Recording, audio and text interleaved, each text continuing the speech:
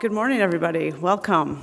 Thank you. I heard there was a late night last night at the bar, so special kudos to Andreas and his team for that amazing dinner last night. I think we should all just give it up for that. And this is my third ICOM. They've always done an amazing job with location and food and this beautiful venue. I'm thrilled to have Harvey and Glenn join me on stage today, and the topic is the data-driven marketing officer. I think the commonality, they both work for very different companies. Harvey is at GroupM, one of the largest media holding companies, and Glenn works within EA, one of the largest global marketers. But the commonality between them is that they have come up with jobs specifically to meet the needs here, which is the Global Forum for Marketing, Data, and Measurement. So they've each evolved their careers to really address the needs of marketers today. So Glenn has a very kind of interesting background. He has been in the digital space for a long time, working at companies like Moda Media and Wonderman. He worked on Xbox and Windows Live. And in speaking to him, what I learned is that the commonality is that he has always come up with technical solutions for advertising needs. So that is kind of the thread. He's also an avid gamer and went last night to a football game. So you could tell that he's pretty passionate about that. And he actually came to EA through PopCap. Those of you who are not familiar with PopCap, they have such hits as Bejeweled and my favorite, Plants vs. Zombies, which if you have not downloaded it, you should do so immediately. And if you're not familiar with EA, EA is a fascinating company in the gaming space. Obviously, they've started out as a console business and have such hits like FIFA and Madden, but they also have online games through Pogo.com. They have social games that can be played through Facebook. They have apps like Monopoly, where they're kind of different demographics that are attracted to each of their different games. So very interesting challenges in terms of cross-platform media. So again, thank you, Glenn, for joining us today. And I'm even thrilled that Harvey made the trip here. Harvey and I go back a long way, and Harvey has a very storied career within GroupM. He literally grew up at GroupM, starting at Gray in the media group, at MediaCom, at Beyond Interactive. He was CEO of Beyond Interactive, and most recently he was CEO of MediaCom, but before taking this new position, which is Chief Data Officer and the CEO of GroupM Analytics. So we'll talk about that transition. I had the pleasure of working with Harvey for 5 years back in the MediaCom Digital and Beyond Interactive days. And what's interesting about Harvey is that he's not a kind of data geek by training, but he's definitely a data geek by association.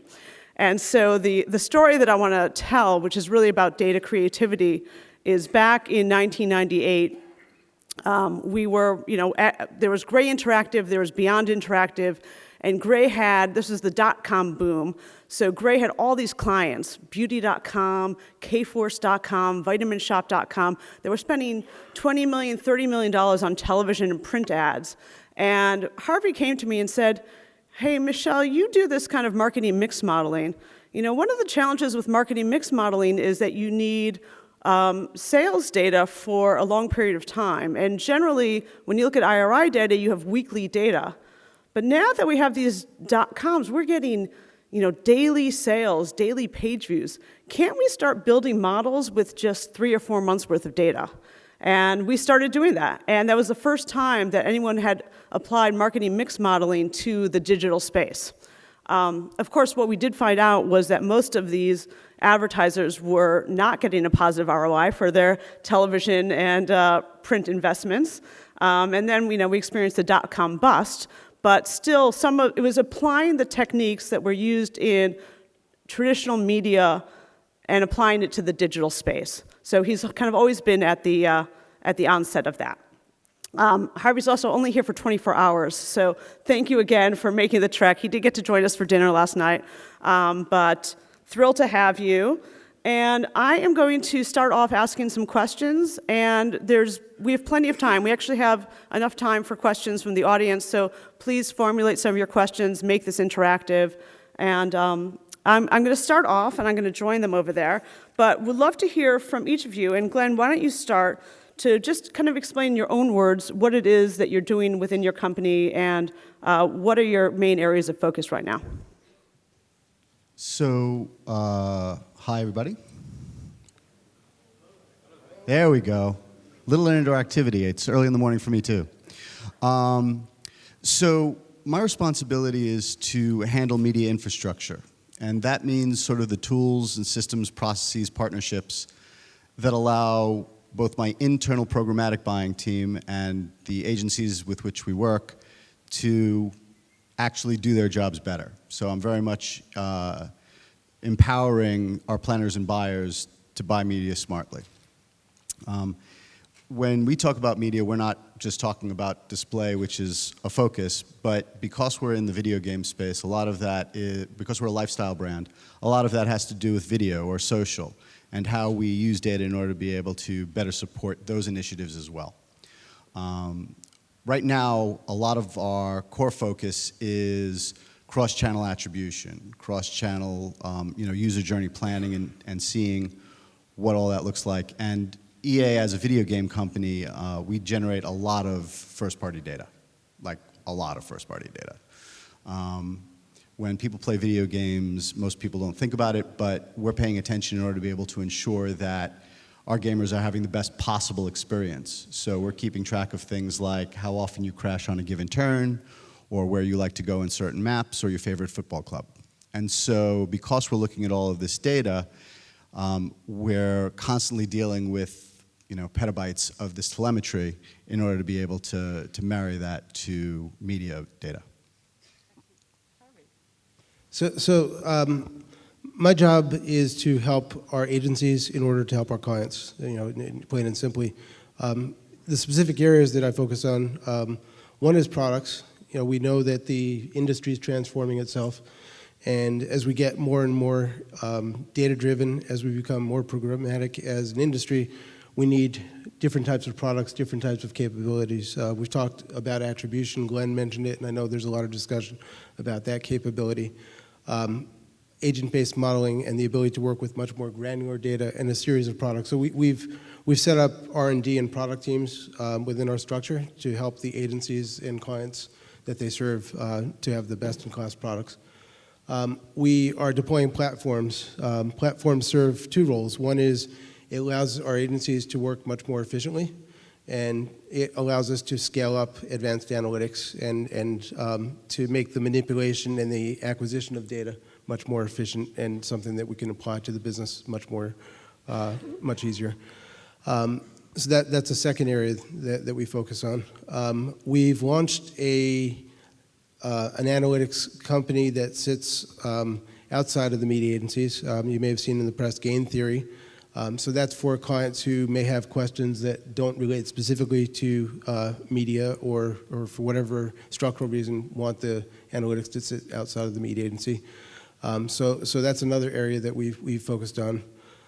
So all those different areas, product, platforms, and of course the agencies are at the heart of what we do. We've got 4 large agencies within GroupM, Mediacom, MEC, Mindshare, and Maxis, as well as some of the specialist services like Xaxis, who I know is present. And congratulations to the Xaxis guys on your award last night.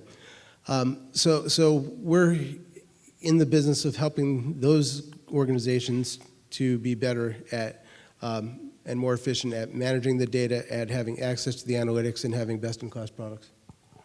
Great. So is my mic on?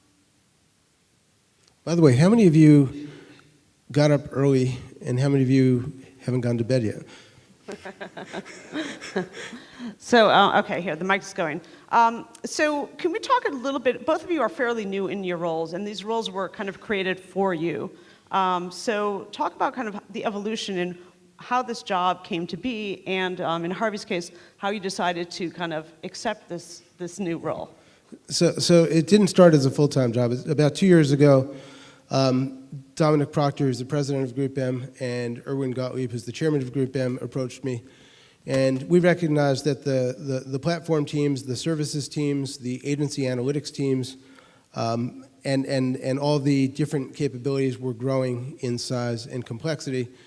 And they asked me, as within my role sitting on the executive committee, would I oversee that as sort of more of a coordination role? And within that, they asked me to allocate about 50% of my time. So when they first asked, I remember it was 2 years, a little over 2 years ago now, before Christmas, and I declined the offer. I've been in an agency over 30 years. I love that side of the business. I like being involved with clients. So I turned them down. And then I went away for the Christmas, New Year's holiday period. We were on vacation, and I had time to reflect. And I remembered back to the times that Michele referred to, where we were running our digital agency, and I felt like we were trying to change the business. We were trying to change the industry, and we were all very motivated. There are a group of pioneers who felt like we could transform the way things had always been done in the early days of the internet, and the influence it would have on marketing. And as I thought about it through the Christmas, New Year's holiday season, I felt like data is going to be the next frontier, and I loved that period of my career. And so I changed my mind, and so right after we came back New Year's, we were all at the Consumer Electronics Show in Las Vegas, and I rang up Erwin and Dominic, and I said, can we meet for breakfast? And the three of us met up, and I told them I had changed my mind and that I would like to pursue it. So I did it for about a year and a half. I loved it, and then last year, I realized there were so many things I was getting to and so many things that we could do even more if I spent more time on it. So I approached them and asked them if I could focus full-time, which I did effective this past fall. So I've gone through that transition, first sticking my toe in the water, and now completely immersed. Glenn.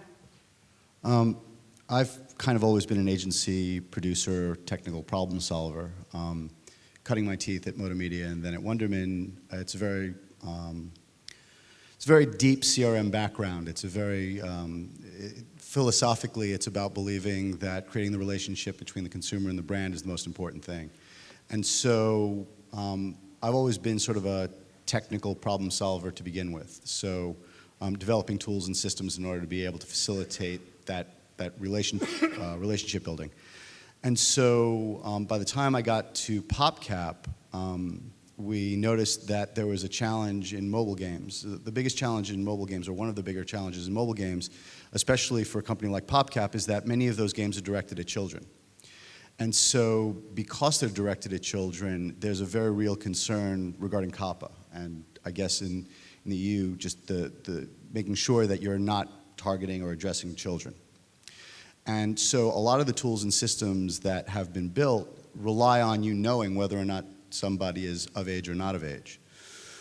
And so we ended up building a tool specifically to manage that relationship with a gamer without collecting data and without leveraging that data in any sort of trended fashion, but still maintain an understanding of where that gamer was in their journey. And so as we built this tool, EA took a look at it and said, wow, that's kind of a really cool tool. And so they asked me if I wanted to take a look at some of these other systems and maybe, apply a little bit of, they needed somebody to manage DMPs and DSPs and the relationships there. And I said, sure, I'd take a look at that. And, as I started building a team and had more people working with me, we started realizing that as we started looking at the ecosystem in sort of a holistic manner, there was a very real need to look at that entire ecosystem, really understand how that data was being traveled through the entire system and unified. And so they asked me if I wanted to sort of manage that entire ecosystem, and I said, yeah, why wouldn't I want to do that? So that's a great point. One of the things, again, early in thinking back to like Slim Fast, we might have a brief from a client that says like, let's reach women 25 to 54. Or back in the gaming days, it would be like, let's reach men 18 to 34. So how has it changed? Now that you have all this data, how are you thinking about targeting and reaching and engaging with consumers in different ways? Glenn, you want to start? Sure. With EA, in the console space in particular, we know our gamers probably better than anybody else. If you think about the fact that in order for somebody to play an EA console game, it presumes that they own a console. And at some point, your funnel actually contains mostly people that you already know. right? So the game is less sort of net new acquisition and lookalikes and more how do I reach the individuals that I currently know. In the gaming space, when we talk about mobile, the game is very much about lookalikes. It's very much about seeing the people that are either monetizing or your more valuable customers and finding people that look like it, with a sort of a broad acquisition play on top of all of that, right? So your installs are important, but your quality installs are really what you're looking for. So at EA, we've got everything from it's really kind of engagement to really kind of broad net new acquisition, and our models sort of vary wildly depending on what it is that we're trying to index for. Change from your perspective? So the fundamental shift is the transformation from channel media planning and buying and implementation to audience-based, right? So in the channel world, you don't separate the audience from the channel. So if you buy a TV program, you pretty much get the audience that comes along with that TV program. As there's a separation between audience and media channel, advertisers have a chance to make 3 decisions independent of one another. You know, first of all, go back to your example, who do you want to talk to, and how many of them do you want to talk to? So, you know, if you're selling tomato paste, you probably want to talk to people who buy a lot of tomato paste, and you can find those as individuals or groups. And separately from that, you can then choose which media channel you want to reach them in, depending on which is going to get the highest response. And then you can choose what content you want to deliver into that channel, down to a much more granular level. So there's really a fundamental shift in the entire way that we go about and will go about, and that's a shift that will continue for the foreseeable future. But it's really changing from channel planning into audience-based. Yeah, I mean, one of the challenges that we've got regarding audiences is that when you're talking about audience, the way that you target those audiences and the identities that you need in order to be able to locate those audiences varies from channel to channel. And so that mapping between this is how I reach somebody on display, this is how I reach somebody on Twitter, this is how I reach somebody, that entire chain of identity becomes sort of critical to what you're doing. And then when you have first-party data on top of that, mapping that back to your internal data also becomes sort of mission critical for us. Yeah, and that's a lot of the product development work that we do. So one of the reasons that I wanted to focus full-time is not just within GroupM, but when I step back and look at our holding company, you know, we have groups like Kantar, which is a very large research company. They own, you know, TNS, Millward Brown, lots of brands that you're probably all familiar with, and most of you may have worked with or may still work with it today. And so what we're doing is actually doing exactly what you're suggesting, Glenn, which is creating those maps of consumers and understanding, you know, how to target them, how to measure the response, whether that's a sales response or whether that's a brand lift or whatever the metric is you're trying to drive for an individual advertiser. And so that mapping exercise is critical, and to the extent that we can create the asset to give us a longitudinal view, then we can understand what communication are we delivering and how is that impacting behavioral and attitudinal changes over time. Yeah, and the second part of that, just to add to that, is that because we've got all of this sort of internal data, all this game telemetry, whatever it is, a lot of that stuff affects the relevance of the media that we're actually delivering. Yep. So the importance of being able to carry not just the identity, not just the who, right? Not just the cohort data or even the individual grain data, but also sort of all of the data points that really make up that gamer in our heads, right? So it is favorite football team, right? The performance of media increases as you improve relevance. I think everybody's pretty much aware of that. But what we're trying to do right now is we're trying to find those relevant data points within the gameplay data and really kind of use that in order to be able to drive the creative, and then find systems that are capable of discerning that when they find these individuals. So just in time, you've got an individual who is playing FIFA. We know their favorite football club, and so if we have content that matches their favorite football club, it immediately increases the relevance and you see an immediate performance lift. So what's the biggest challenge? So we've heard about, you know, persistent identity. There's cross-platform attribution. There's, you know, ROI. In your mind, what's the biggest challenge that marketers are facing that data can help solve? So we just did a study across lots of CMOs and marketing community. We did it in advance of the game theory launch. We wanted to talk to marketers to just understand what was important to them. And sort of the big findings, not surprising findings, but they're sort of the big ones. And they're consistent with what we see ANA and other industry bodies talk about. One, every marketer is dealing with the transformation caused by the flood of data that they have access to and trying to figure out a strategy on how to apply that data to their business. Two is there's an incredible amount of experimentation going on. Everyone we talked to in that study, which was on an anonymous basis, was open to trying new things and doing a lot of experimentation. Because at the end of the day, I think the biggest thing that keeps the CMO up at night is not understanding the consumer journey at the same level of granularity as they used to.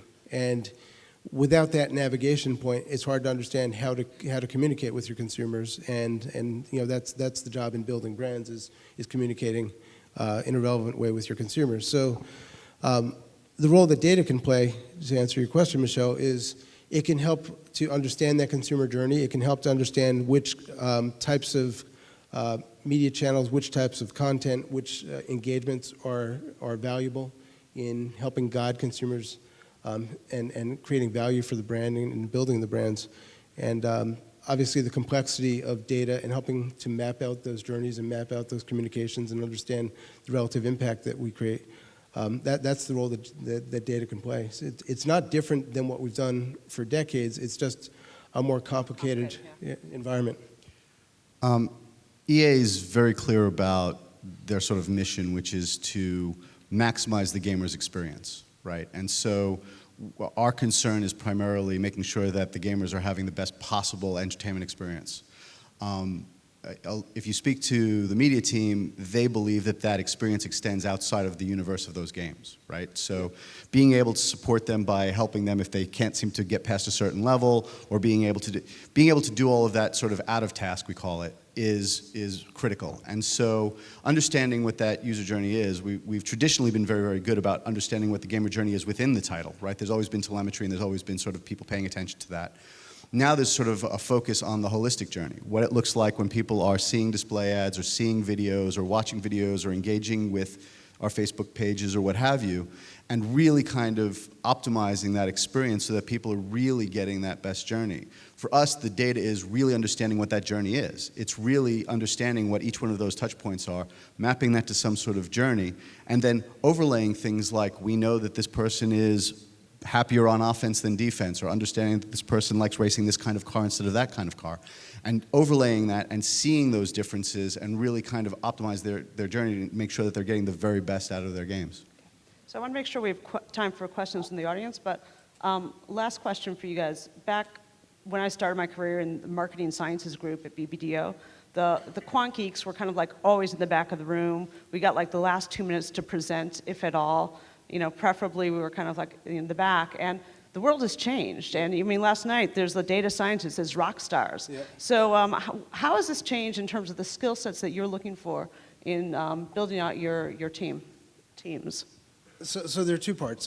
First of all, you know, back when I worked with Michele, she was there to post-rationalize all the decisions that were taken by other people. You know, whereas now everything starts up front. The entire strategy is built on a solid foundation. Which includes the data and the information. So that's a big transformation point.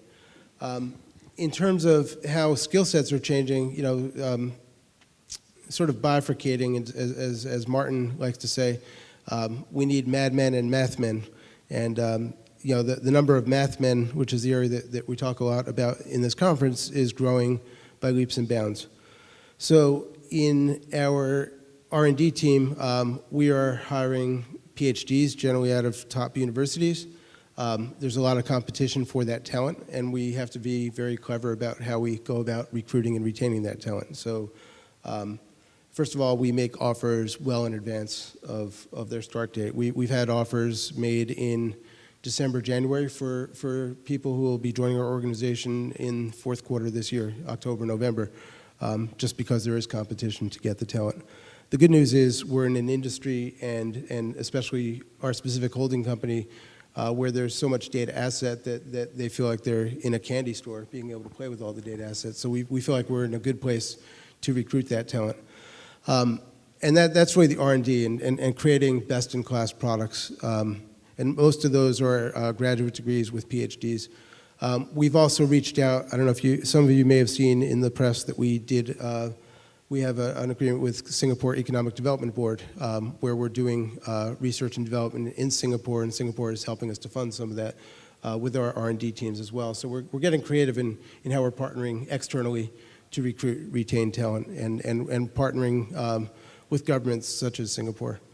The other area is the platforms. In order to keep our talent motivated, we want to make the work interesting for them. So as much as we like to talk about advanced analytics and attribution, all the fancy stuff, a lot of the work that we're doing on the platforms is to take the grunt work out of the system so that young people want to come into our business and they want to stay with us.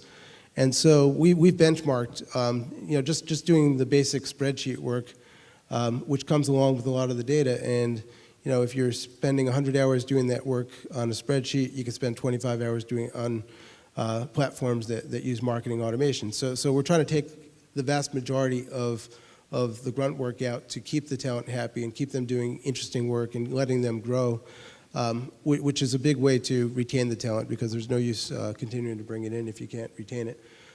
So those are all big structural or big changes in the types of people that we're bringing in, and just the size of the organization as it relates to data and analytics is growing. One of my meetings on Thursday when I get back to New York is we're moving a big team of data analytics people into a new space, and now we're projected to outgrow that space by August. So we got to think about that again. But again, if you have to have problems, that's a problem I would prefer to deal with. So I want to make sure we have time for questions. Any questions from the audience? Super quiet this morning? Yeah, go ahead. Can you bring him a mic over there? Right there. All right, I'll just... Yeah, you can Go talk. ahead. Yeah, there you go. Oh, thank you. Thank you. Stan Fetterman, Telmar. Karen, you mentioned at the beginning that when you first got into this area, the ROI for the internet ads were not so great, had some effect on the business. How do you account for what appears to be an extraordinary burst of ROI improvement in all of the presentations we've seen the last I'll take a Go ahead. quick swing at that one. The answer is I don't think that the measurement that we had before was necessarily as good as it probably could have been or should have been, so I don't think that we actually had an accurate baseline. The second part is I'm still not sure that we have a great baseline, right? And so while I believe that what we've got now is probably more accurate and certainly more directional than we had before, even in the last 10 years, those measurement techniques have gotten a lot better, right? And so as we get that stuff, we're seeing sort of better results. So I think what you're seeing is sort of a refocus of accuracy just sort of in general. Yeah. And back then, that was the ROI of the traditional media for the .com businesses. So they're wasting their money on television and print. The ROI for the online was relatively more efficient, but these were companies that just kind of had huge valuations going out the door. And yeah. Thank you both, Glenn and Harvey, for joining us. And Dave, and any final words? Thanks very much, everybody. Thank you very much. Out of time here. Thank you.